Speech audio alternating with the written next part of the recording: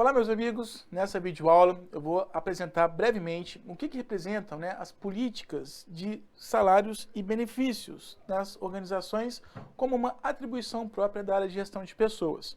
Portanto, eu vou trabalhar esse conteúdo em dois vídeos. No primeiro, eu vou falar sobre os salários e no segundo, eu vou falar sobre os benefícios. E aí, quando nós falamos de salários, para todo o público, de uma maneira geral, ter aí uma consideração, eu já proponho levantando esse questionamento. Você sabe avaliar o seu trabalho? Você sabe qual que é o valor do seu trabalho? Porque é imprescindível, Por mais que eu particularmente, eu, Fred Alvim, eu tenho pânico de fazer cálculos, realmente não é a minha área, A gestão financeira é a única área da administração que eu não me atrevo a triscar, Mas ainda que seja um tanto difícil, seja um tanto chato, ainda mais para quem é muito de humanas, quem é muito calor humano, quem é um carente afetivo, como eu sou assumidamente, a gente não fica tanto apegado só a essa questão monetária. Então, às vezes, é um tanto chato falar de valores monetários. Mas é imprescindível que qualquer pessoa que tenha aí o seu emprego, que tenha o seu trabalho, saiba ter essa análise. Será que o salário que eu recebo é realmente compatível com o que eu faço? Por exemplo, uma maneira bem simples de pensar isso. Imagina que você precisa fazer um pequeno reparo na sua casa, E aí você vai contratar um pedreiro. Bom, o pedreiro chega na sua casa, você não tem a menor ideia de quais sejam as competências de um pedreiro, de como que sejam as condições para realizar o trabalho dele, Mas você primeiro pergunta: quanto tempo você acha que vai ser necessário para você fazer esse pequeno ajuste aqui, esse reparo, essa reforma, ou até mesmo erguer ali um puxadinho? Aí ele te responde: eu faço isso aqui em 2 dias. Aí você já pensa: tá, tudo bem, 2 dias de trabalho, tá. Imagina que seja uma obra bem simples, E aí você logo em seguida pergunta, e quanto que o senhor vai me cobrar para fazer esse serviço? Aí ele vira para você e fala: 2.000. Bom, você já vai ficar alarmado. Por quê? Tá claro ali, E isso serve inclusive até mesmo para quem faz esse tipo de serviço, Se conscientize disso, pelo amor de Deus. Fica claro que por mais que o profissional seja muito incrível no que ele faça, perceba que é um tipo de operação, fazer um ajuste de construção, Não precisa ser uma construção muito complexa, Estou falando até mesmo de uma tarefa mais simples, de um trabalho mais simples, tudo bem? Se ele te cobra R$ 2.000 por 2 dias, isso está deixando claro que ele está cobrando R$ 1.000 por dia. E aí imagina que essa pessoa vai trabalhar apenas 5 horas por dia. Está ali projetando 2 dias, mas o total que ele vai ficar trabalhando vão ser de 10 horas, Bom, 2.000 por 10 horas, Ele vai estar te cobrando exatamente o quê? Ele vai estar te cobrando R$ 200 a hora de trabalho dele, E aí você pensa: poxa, mas R$ 200 uma hora de trabalho para esse tipo?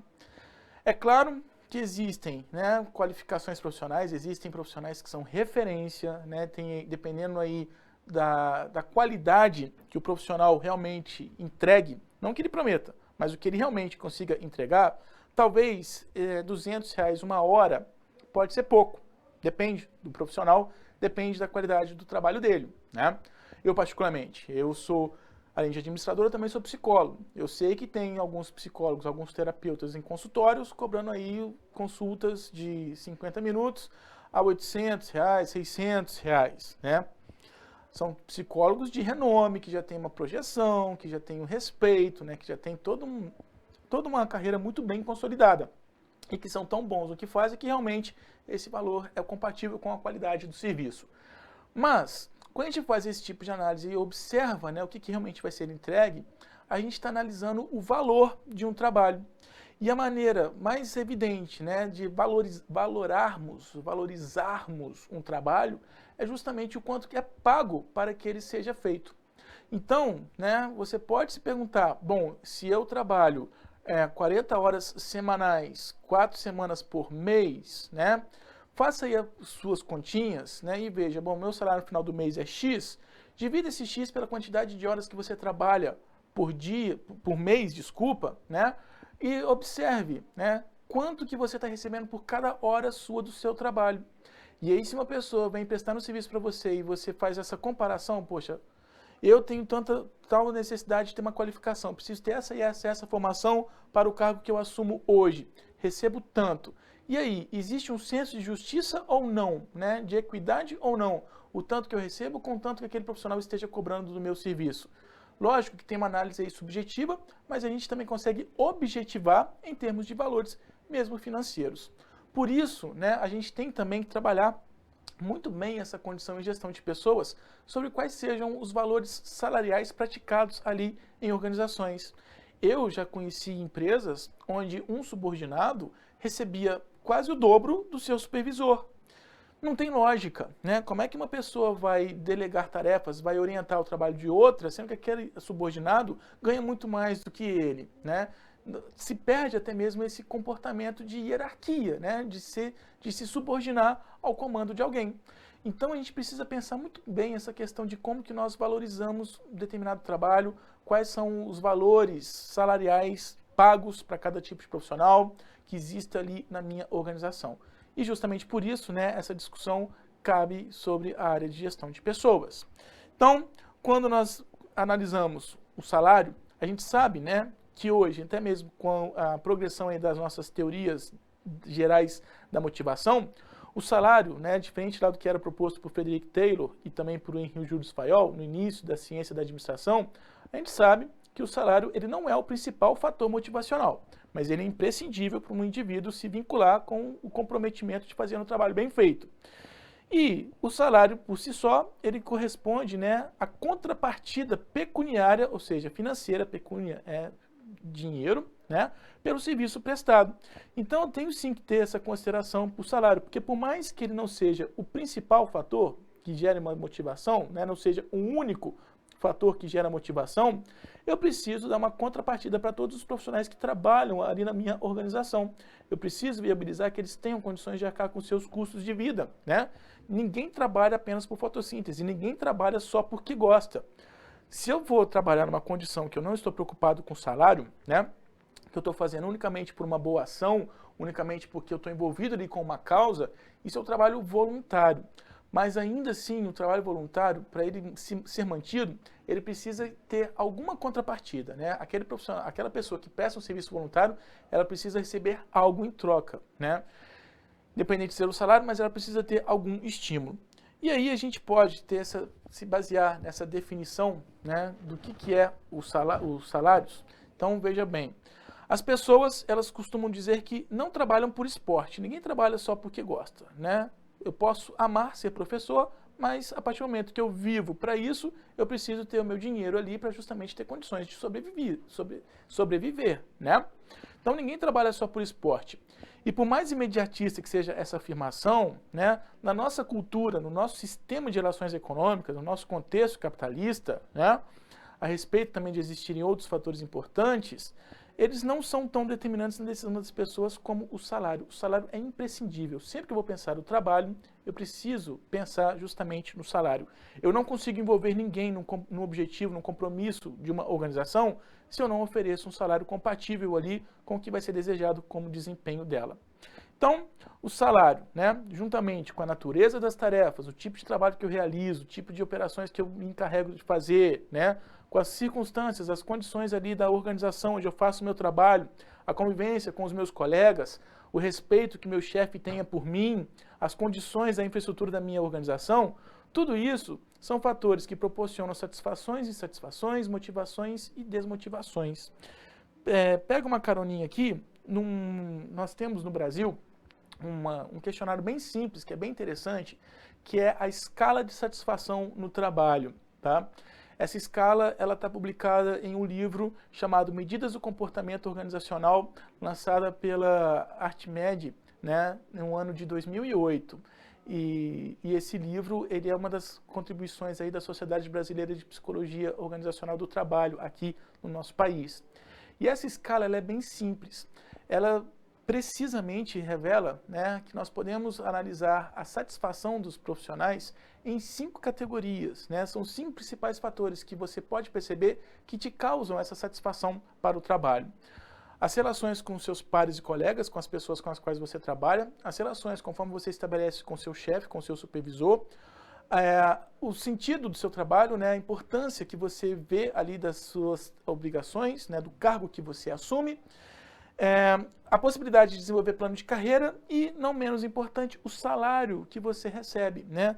Muitas pessoas se mantêm satisfeitas com o emprego, com o trabalho que realizam, porque veem que o salário realmente é compatível, né? Não, esse papel que eu estou desempenhando aqui na sociedade, que eu realizo no meu dia a dia, é importante para mim, me dá uma contribuição financeira interessante, consigo me sustentar, consigo me manter.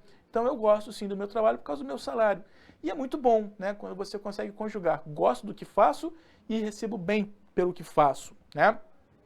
Eu, particularmente, na condição de professor no nosso contexto brasileiro, não tenho tanto essa sorte.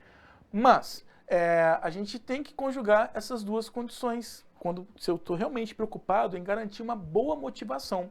Lógico, tem pessoas que gostam muito do que fazem e deixam o salário, acaba que, com o passar do tempo, o salário já começa a ser um fator secundário, né? Mas quando é possível conjugar, é muito bom.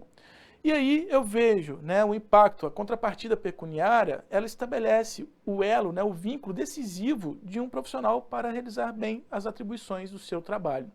Então, a gente compreende por remuneração, o conceito propriamente de remuneração, cuidado que ele não é, remuneração e salário não é a mesma coisa, tá?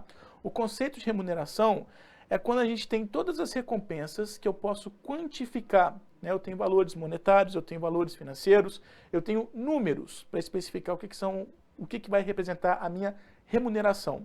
Então, a remuneração é esse pacote de recompensas quantificáveis, né, que o funcionário recebe em troca do seu bom desempenho no seu trabalho. E aí a remuneração, como ela não é propriamente só a definição de salário, a gente tem aí três componentes de uma remuneração. A remuneração total, ela pode ser formada pela remuneração básica, que é propriamente o salário que é pago, alguns incentivos e benefícios, tá? Vamos clarear um pouco mais isso. A remuneração básica é o salário direto. Bom, eu trabalho para todos os meses, cada mês eu recebo lá R$3.000. Ok, esse é o seu salário direto, tá? A gente já sabe que aquele é o valor que você vai receber todo mês. É a sua remuneração básica, ok? Mas, vez ou outra, eu tenho um bônus, eu posso participar dos resultados, eu posso ganhar comissão por vendas.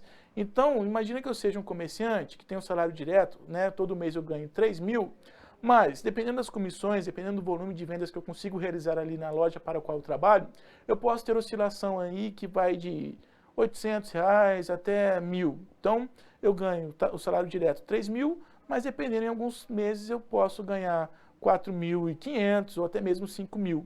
Então, isso são bônus, né? São outros incentivos. Trabalhar ali com comissão é um incentivo. E, para complementar, para fazer com que essa remuneração seja estratégica, seja atrativa, algumas organizações trabalham com um pacote de benefícios, né? Quando oferecido seguro de saúde, auxílio creche para os filhos, ticket de alimentação, né? Chama atenção porque quando nós falamos, né, da política de benefícios, a gente precisa entender que nenhuma organização é obrigada a oferecer benefícios para os seus funcionários.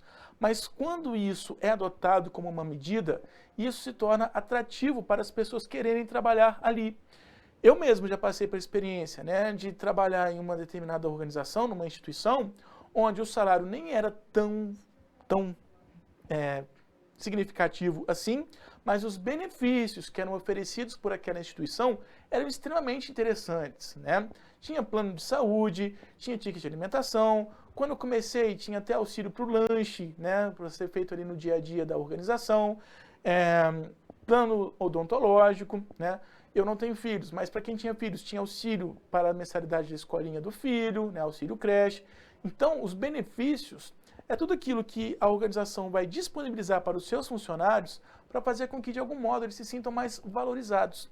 Por isso, sempre que a gente fala de benefícios, é uma condição para estimular, para atrair as pessoas a quererem trabalhar ali e realmente se sentirem um tanto valorizadas por formar o quadro de funcionários efetivos daquela organização. Então, benefício não é obrigatório, mas é algo que pode ser concedido para os funcionários justamente para fazer com que aquele ambiente de trabalho seja mais atrativo. E justamente por isso, pensar um pacote de benefícios é estratégico, né? É uma estratégia de recursos humanos para valorizar e manter os funcionários ativos ali na organização. Além disso, né, além de ter essa compreensão de que a remuneração é formada pela remuneração básica, o salário direto, por incentivos que vez ou outra possam ser oferecidos e os benefícios estratégicos, a gente também precisa compreender, né, que a remuneração, né, ela tem que ser compatível com o tipo de profissional que eu espero ter na minha organização, o cargo que esse profissional venha a assumir, né, e o salário que seja oferecido ali para esse profissional ao atuar na minha organização. A gente só vai revelar que existe mesmo equilíbrio, né, quando existe devidamente uma sistematização e administração do valor, né, dos salários de acordo com os cargos. Chama atenção pelo seguinte: quando não existe essa análise, né, bom, a gente precisa de um supervisor de TI, por exemplo. Eu, gestor, né, ainda mais quando eu vou trabalhar a gestão de pessoas, eu trabalhar as políticas de remuneração adotadas ali na organização, eu preciso saber minimamente, bom, quanto que se paga hoje para um supervisor de tecnologia da informação, né? Nunca tivemos esse cargo aqui nessa empresa, então eu vou buscar conhecer das outras empresas que existam ali na região onde a minha organização vai existir, eu vejo qual que é a margem. Bom, quanto que se paga, né? E aí, esse supervisor, ele está ganhando de 6 a 8 mil, de 6 a 9 mil? Estou hipotetizando, tá? Não faço a menor ideia, mas estou hipotetizando. Bom, eu sei que nessas condições já existe ali um conhecimento geral da população, da sociedade, de que esse profissional ele tem que receber, no mínimo, um valor de 5 mil. Então, eu já tenho ali o tipo de profissional que eu quero, o homem que eu quero ter formando meu quadro de funcionários efetivos da organização, o tipo de cargo, né? Então a gente já tem aí culturalmente esse conhecimento, quanto que é pago geralmente por esse tipo de profissional, e o salário tem que ser compatível. Por quê? Se eu começo, né, vamos contratar o nosso primeiro supervisor de TI, como a gente ainda não sabe se esse profissional realmente vai ficar, vamos começar então, embora a sociedade lá fora esteja praticando o intervalo de 6 a 9 mil, a gente vai começar pagando 1.200.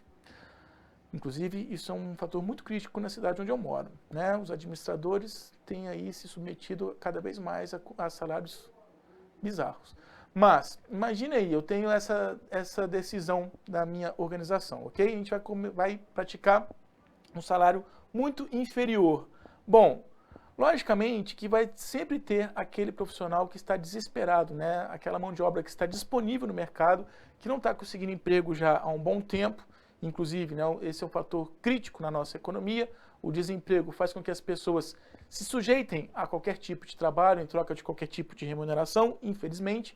Mas, por mais que eu consiga até mesmo contratar uma pessoa que está desesperada porque precisa trabalhar, né, a gente sabe que no médio prazo essa pessoa não vai se manter efetiva ali na organização. Por quê? Enquanto eu estou me sujeitando a pagar um salário inferior, eu também posso esperar um desempenho inferior e posso esperar que aquele profissional não vai ficar comprometido na minha organização, porque ele pode estar ali apenas porque ele estava desempregado, mas como ele está vendo que está recebendo um salário muito baixo, muito aquém do que realmente é esperado do desempenho dele, né? Ele vai ficar ali em paralelo, trabalhando minimamente o que tem que fazer, só porque ele precisa de ter um ganha-pão, e em paralelo buscando outras oportunidades de emprego, outras oportunidades de trabalho, onde as outras organizações sejam justas, sejam éticas e corretas, né, no valor do salário praticado para uma determinada categoria profissional, né? Então isso realmente tem que ser analisado. Quais são as condições que o mercado me apresenta, quais são as condições esperadas desse profissional, qual é o tipo de profissional que nós queremos ter na nossa estrutura, na nossa organização, e que seja um salário compatível com o tipo de cargo, né? Então a gente precisa ter muito bem isso sistematizado. Eu tenho que fazer toda uma análise e perceba que quando nós estamos falando de sistematizar salários, nós estamos falando justamente, né, de uma análise estratégica. Eu preciso conhecer as condições do mundo lá fora, eu preciso saber o que está sendo praticado nas outras organizações, quais são as margens adotadas pelas outras empresas, principalmente aquelas empresas que estão mais próximas da minha, para saber de fato qual que é a margem de valor que eu devo praticar. E infelizmente, né, a gente consegue se deparar volta e meia no mercado com essa falta de análise. Nós temos profissionais de gestão de pessoas que não têm essa perspectiva estratégica. E isso, logicamente, né, é uma repercussão negativa para toda a organização. Então, quando nós falamos dessa condição de analisar o contexto interno com o externo, perceba que quando eu vou definir uma margem salarial, né, eu vou estabelecer a estrutura de uma remuneração, eu tenho que respeitar as condições de equilíbrio interno e equilíbrio externo. Falamos de equilíbrio interno quando eu tenho que ter uma coerência, né, entre os salários de acordo com os cargos que são assumidos ali na minha organização, principalmente quando eu estou falando de estrutura, quando eu estou falando de uma projeção de um organograma. Não faz sentido quando eu tenho um subordinado tendo um salário mais alto do que o seu próprio supervisor. Eu tenho que estabelecer esse equilíbrio. Eu perco aí essa voz de comando, esse supervisor, como eu também faço com que o subordinado não tenha interesse em desenvolver carreira ali naquela organização. Se ele quer crescer nas atribuições que ele assume, logicamente ele também vai desejar um aumento salarial. Então eu tenho que propor esse equilíbrio interno nas práticas adotadas ali sobre as minhas políticas de remuneração. E equilíbrio externo é quando a gente precisa concentrar-se e considerar a coerência externa dos salários que são praticados ali por profissionais que assumam os cargos semelhantes em outras organizações. Sempre que eu tenho essa projeção para olhar o que está acontecendo no mundo lá fora, eu estou justamente fazendo uma análise estratégica, eu estou justamente conhecendo o mercado. E quando nós falamos de mercado, nós estamos nos restringindo só ao mercado consumidor, também precisa ficar claro. Nós também temos mercado de recursos humanos. Quais são os profissionais que estão disponíveis nesse mundo aí fora, que realmente queiram conquistar uma oportunidade de emprego?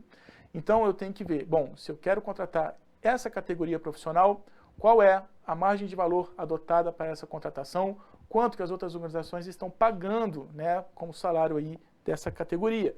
Logicamente, nós vamos precisar adotar uma margem semelhante.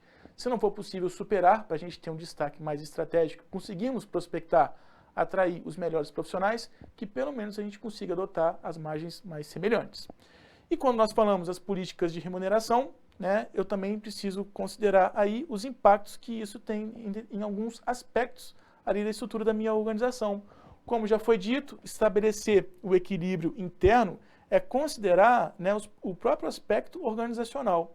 Como que nós estamos aí dividindo a nossa estrutura organizacional? Como nós estamos distribuindo as hierarquias dos cargos? Quais são os níveis de responsabilidade?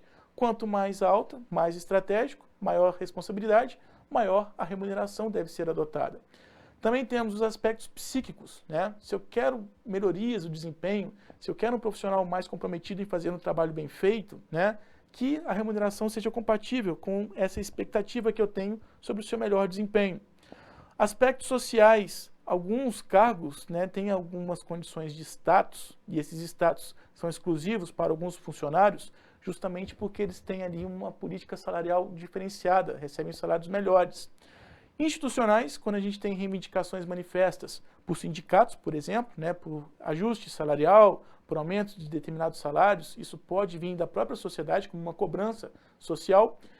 Econômicos, porque a margem de salário que eu pratico ali vai revelar o poder aquisitivo que eu estou disponibilizando para os meus funcionários. A gente sabe, né, que fora da organização esse profissional ele tem a sua vida pessoal, então ele vai ter as suas necessidades de consumo e, logicamente, se eu estou adotando margens salariais compatíveis com desempenhos, né, coerentes com as melhores condições, eu até mesmo tenho contribuição para a economia ali de onde a minha organização esteja situada.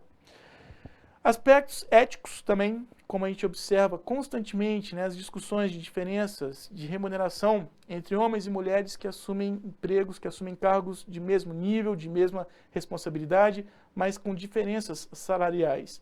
Isso faz com que os salários sejam percebidos como injustos. Por que essa pessoa, esse meu colega, está fazendo o mesmo tipo de trabalho que o meu, mas tem uma diferença exorbitante do salário? E políticos, principalmente que nós estamos falando aí da administração pública. Hoje nós temos o portal da transparência, onde qualquer cidadão tenha acesso às informações sobre as remunerações aplicadas na nossa gestão pública, né? Então os atores sociais, eles debatem, se manifestam acerca de valores salariais, eles podem inclusive conhecer quais sejam as políticas salariais adotadas até mesmo nas organizações públicas. Isso inclusive é uma condição que diferencia a administração pública da administração privada. Na administração pública eu tenho realmente que informar, garantir aí o princípio da transparência, informar quanto que os meus profissionais estão recebendo ali como remuneração. Agora, em uma política de uma empresa privada, essa já é uma informação que se mantém sob confidencialidade. Não faz sentido eu divulgar os salários dos meus funcionários, porque eu posso até mesmo colocar um profissional ali em risco de ser sequestrado, em risco de assalto, né? Eu ponho em ameaça a própria vida pessoal desse meu profissional. Então, observe que quando nós falamos de políticas de remuneração, né, de margens salariais, nós temos várias outras repercussões no cotidiano dos nossos funcionários, na vida humana, né, que existe ali na nossa organização. E justamente por isso, nós não pensamos em salários, em margens de remuneração, políticas de remuneração, apenas em caráter financeiro. A gente também precisa ter essa compreensão de que isso sim é uma atribuição da área de gestão de pessoas, justamente por ter impacto na vida, né, das pessoas que convivem e vivem ali o meu cotidiano da minha organização. E eu espero que toda essa breve apresentação tenha ficado clara, né, para apresentar aí, para te conscientizar sobre a importância de avaliarmos os nossos salários, a maneira como nos submetemos a determinadas políticas de remuneração. Complemento esse vídeo com outro, no qual eu vou falar sobre a gestão dos benefícios. De todo modo, muito obrigado pela atenção e muito obrigado por assistir aqui esse meu vídeo.